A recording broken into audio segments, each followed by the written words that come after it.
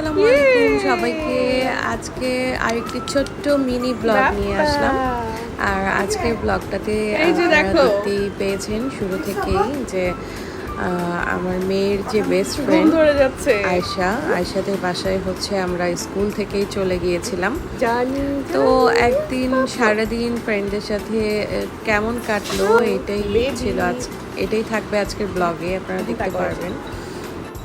তো সকাল সকাল ওদের বাসায় চলে যাওয়ার পরে আমরা হচ্ছে সকালে নাস্তা করে নিলাম, অ্যান্ড নাস্তার পর এরকম হচ্ছে চা খাচ্ছিলাম বারান্দায় বসে, দোল খেতে খেতে আর গল্প করছিলাম।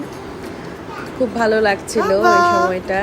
আর হচ্ছে আমরা এদিকে গল্প করছিলাম আর বাচ্চারা মানে সালভি আর আয়শা হচ্ছে ওরা রুমে নাস্তা করে অলরেডি শাওয়ার নিয়ে ফেলেছে আর খেলা করছিল, ওরা সাজুগুজু করছিল, রেডি হচ্ছিল।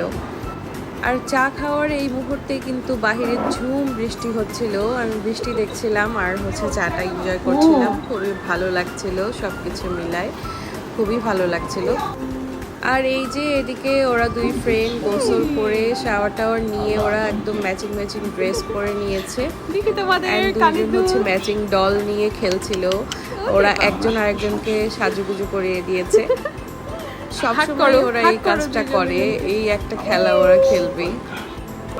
দেন ওরা বসে কিছুক্ষণ রেস্ট নিচ্ছিল, খেলতে খেলতে টায়ার্ড হয়ে গিয়েছে, এই জন্য একটু টিভি দেখছিল বসে।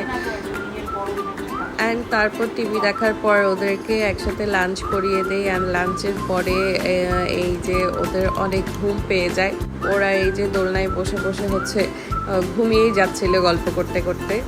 আর এই করতে করতেই হচ্ছে বিকেল হয়ে যায়, আর বিকেলে হচ্ছে আমরা চলে আসি ওদের বাসা থেকে ব্যাক করি, কারণ বিকালে হচ্ছে সালভির মিস আসবে। তো আমরা হচ্ছে বিকালের আগেই চলে আসি।